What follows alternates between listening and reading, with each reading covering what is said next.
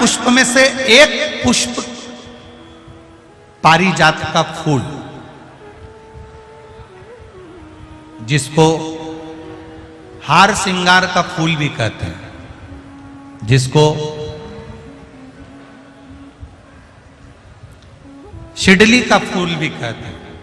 पारिजात ऊपर से सफेद, नीचे जो उसकी डंडी होती है वो थोड़ी नारंगी होती है, संतरे के कलर की होती है, नारंगी कलर।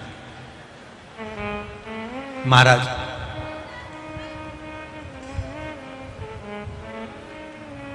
रात्रि में खिलने वाला ये फूल, रात्रि में जो फूल खिलता है ये पारिजात का, शिव महापुराण का चरित्र करा।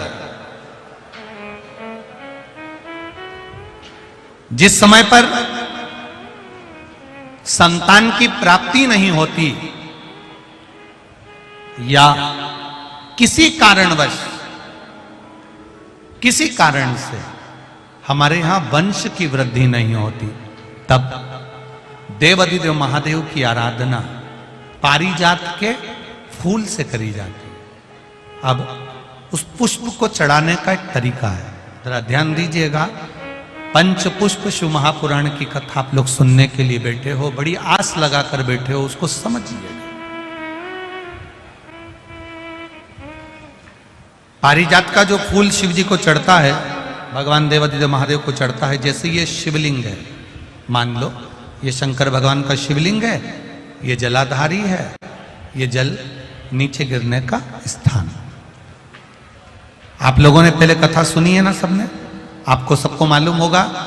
राइट में गणेश जी का स्थान, लेफ्ट में कार्तिकेय का स्थान, बीच में अशोक सुंदरी की जगह।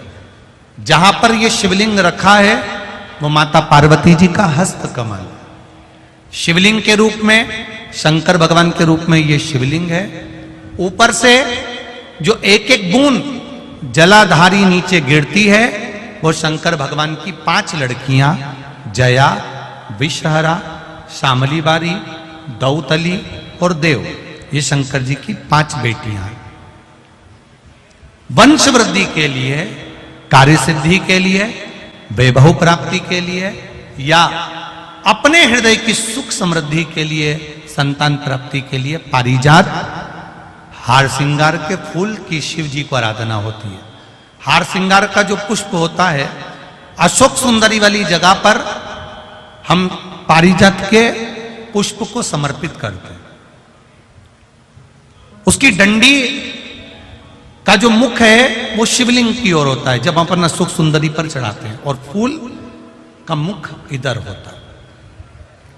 वापिस उसी पारिजात के पुष्प को उठाकर हम माता पार्वती जी के हस्त कमल पर, जो गोल हस्त कमल है, वहां समर्पित करते हैं। उस जगह पर माता पार्वती जी की ओर से जो पुष्प समर्पित किया जाता है, उसकी डंडी पारिजात की हमारी ओर होती है, पुष्प का मुख महादेव की ओर होता है। तीसरी जगह जब हम पारिजात के पुष्प को अशोक सुंदरी पे से उठाकर जगत जननी के हस्त कमल पर रखते हैं, हस्त कमल पे से उठाकर देवाधिदेव महादेव के शिवलिंग पर रखते हैं, उस समय पर पारिजात के पुष्प की डंडी शिवलिंग के ऊपर होती है और फूल का मुख अपनी ओर होता है।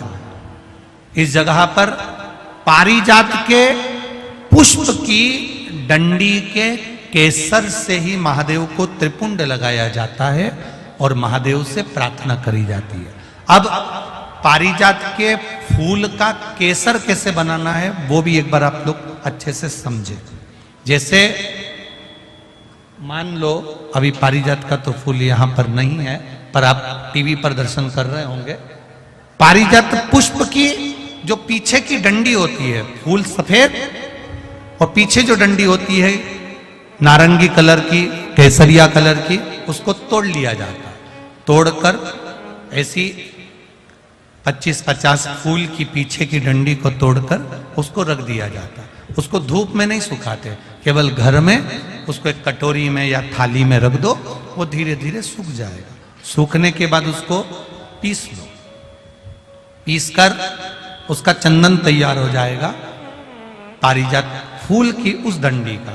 और जिस समय वंश के लिए, सिद्धि के लिए, कार्य सिद्धि के लिए या वैभव प्राप्ति के लिए हम पारिजात का पुष्प देवादिदेव महादेव को समर्पित करते हैं, उस समय इसी को पानी में घोलकर देवादिदेव महादेव को जब आप लगाएंगे तो जैसे केसर घुलती है, केसर का जैसे कलर होता है, केसर जैसी सुगंध करती है, वैसे की वैसे ही ये पारिजात की जो डंडी आप लोगों ने सुखाई है, वही डंडी का जो चंदन बनाया है, शिव जी को लेपन करा है, उस समय पर अपने हृदय की बात आपने जो देवादिदेव महादेव को कही है, बस वही सुगंध हमारे जीवन में आना प्रारंभ हो जाती है। वो पारिजात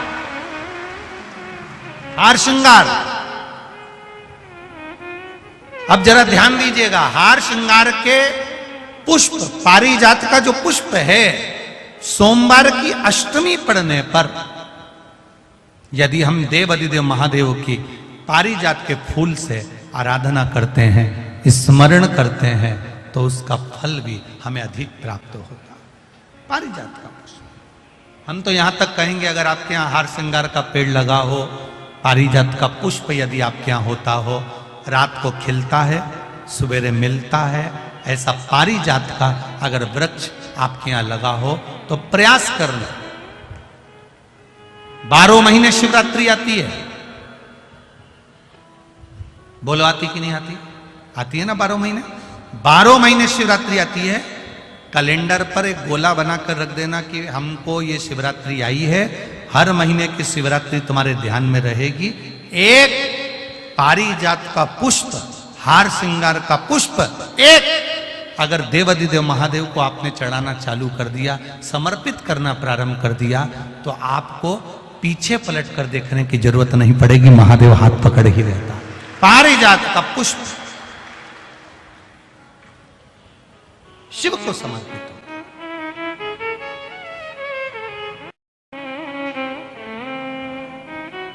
सफेद कलर का पुष्प है, आप टीवी पर दर्शन कर रहे होंगे। केसरिया कलर की, नारंगी कलर की उसकी डंडी है, भगवान शिव को समर्पित पारिजात।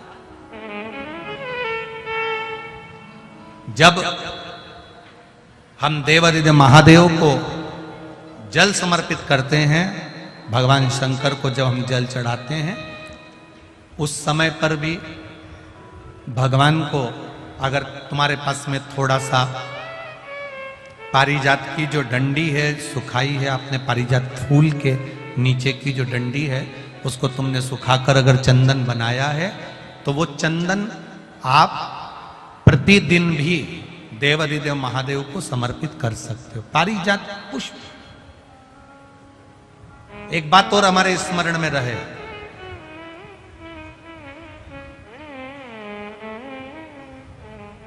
भगवान शिव को जो ये 5 तरह के पुष्प समर्पित करे जाते हैं, इन पुष्पों की डंडी जो पीछे लगी होती है, इसको तोड़ा नहीं जाता शिव जी को चढ़ाते समय। इसका स्मरण आपको रहे।